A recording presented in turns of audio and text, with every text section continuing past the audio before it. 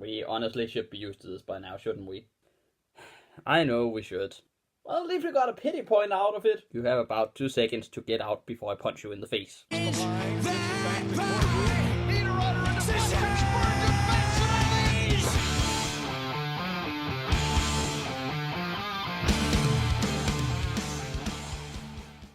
What's up, guys? Welcome to today's video where again, I unfortunately have to say that the Minnesota Wild lost this time to the Dallas Stars at home for the first time in, I think, 5 meetings.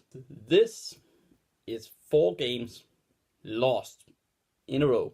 4 games with 1 point. 1 point. And I don't care what you say, pity points. Hey, we got 1. No. Yeah, we got 1 point, fine, but we lost 2 that we easily could have had. And I said it a lot this season. You have to defend your own ice. And unfortunately, we just didn't do that this time around. We lost at home. We gave Dallas 2 points from Minnesota. That is not good enough. And especially in Christmas time, you shouldn't be the one who gives at Christmas. You may have misunderstood Christmas. Not in hockey. So, I said get out earlier. And because we give us at Christmas for some odd reason, we want to give all the points. Pittsburgh, here you go. Have all the gifts in the world. Have all the defensive arrows you can have. Patton and Dubnyk is to give us this time around. Oh, who else could be Secret Santas? Oh yeah, this time we don't score.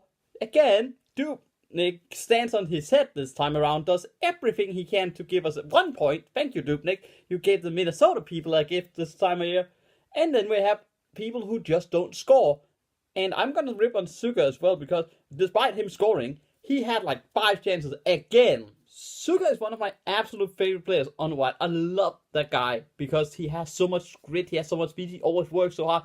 But come on, man, you gotta find that scoring touch. We know you have it. We know you have that energy to get free, to break away from people, to get the backhand off, to get the forehand off.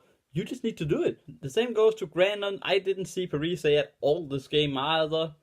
Where was anybody on the power play? What is Coyle doing on the power play? I'm still confused by that. Like, let Greenway take the power play spot instead of Charlie Coyle, because Greenway's just as big and just as powerful. And Coyle doesn't do anything on the power play. He just stands around. He just stands like in the wrong positions all the time. If you want to be the big man in front of goal, make sure you are in position every time to screen him. Because we had chances this time to screen Bishop. But for some reason we tended to get it over to Spurgeon, rip it. But there's nobody like around. And because Spurgeon isn't Dumba, which is not necessarily a knock on Spurgeon at all. Dumba is just amazing at that part of the ice. Those doesn't go in. Well, as you said, those doesn't go in when you don't screen the goalie. And Cole has not been able to do that at all. We need somebody else on the power play. And I thought Jordan Greenway should be the one because he has been amazing this season. And for a young guy, he has been so impressive. And that's the kind of guy I want to see on the power play. That guy who isn't scared of A, shooting, B, who's capable of actually pushing away a defender. Which was, incidentally, how Dallas got the first goal, because for once, and I will say this for once, I actually think Spurgeon had a really good game. He just misplayed this one badly. So the puck is thrown around. Jamie Benn stands in front of the net, pushes Spurgeon. Unfortunately, that's where Spurgeon's size comes into play. His lack of size, his lack of strength. Even though he's strong for his size, he doesn't have that great power when it comes to a guy like Jamie Benn pushing him when he's on the wrong footing. Gets it to Jamie Benn, who just easily puts it in. Easy goal for Jamie Benn. Unfortunate one for the Wild to concede. But then we keep playing the same way we played throughout the last few games, where we just dominate. We have all the chances in the world. We either miss the net or shoot it right at him. But we do actually score 1, and that's enough to get us 1 point. All the ones are here. We have 1 center, a lot of reindeers, we ignore those. 1 point, 1 goal. That is not good enough, is it? But our goal comes from actually tenacious attacking. We get a shot off, rebound, and Zucker, who I bashed before, gets the puck, and this time has a wide open cave, and thankfully he doesn't miss this one. But that's what I mean with like Charlie Coyle. If you want to be the big man in front of goal, you gotta be in front of goal. Half the time he doesn't get either the rebound, he doesn't get enough to screen it so to create a rebound, or he doesn't get a deflection.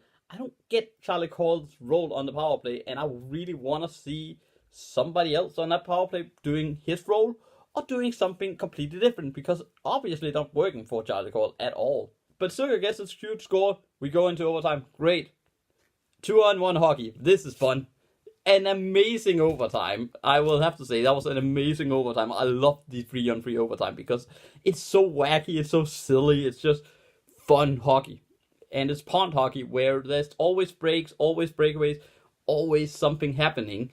And in this one was no exception. I think this might be one of the best to watch as a neutral. As a Wild fan, one of the most frustrating. I think I counted 10 in the game throughout both Dallas and the Minnesota Wild of the we don't know how to score breakaways or 2-on-1 chances. We had a shot on off the post. I think that was from Parise.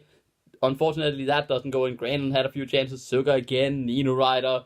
Coyle. A lot of people had chances. A lot of people had chances to pass it where it passed and it in the feet instead of on the stick. You gotta do better in the NHL. You just gotta, because the goalies, guess what? If you just give them a second, they will react to it.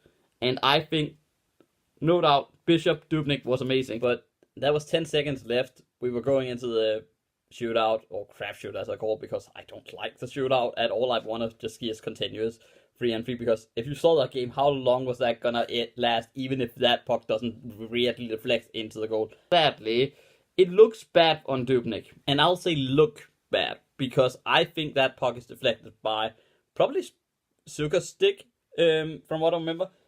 It hit his stick a little bit, and that's just enough to squeeze in between, like, arm and post, because Dubnyk is expecting a low shot on the net. But, hey, it's a deflected shot, and sometimes those just trick you. And it's a tricky puck, but Dubnyk himself said after the game, I should have had that one. And I do agree that he probably could have had it.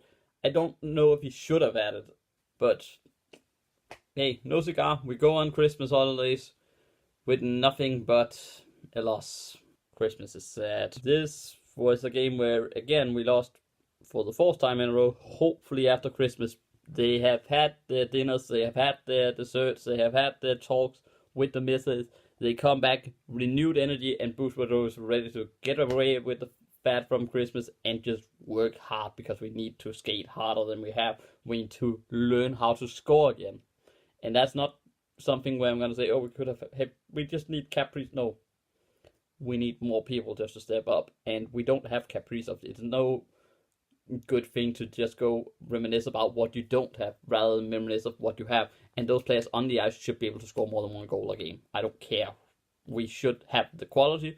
We should have the leadership. We should have the talent to score more than one goal a game. But on that sad note, Merry Christmas, everyone. And thank you for watching. Please have a fantastic Christmas. Click like, subscribe, whatever. That's secondary right now, because I hope you all have a fantastic Christmas. Have a lot of good memories with your families, with your friends, whatever you do on Christmas. If you don't celebrate Christmas, just hope you have a fantastic week. But thank you very much for watching, and Merry Christmas, everyone.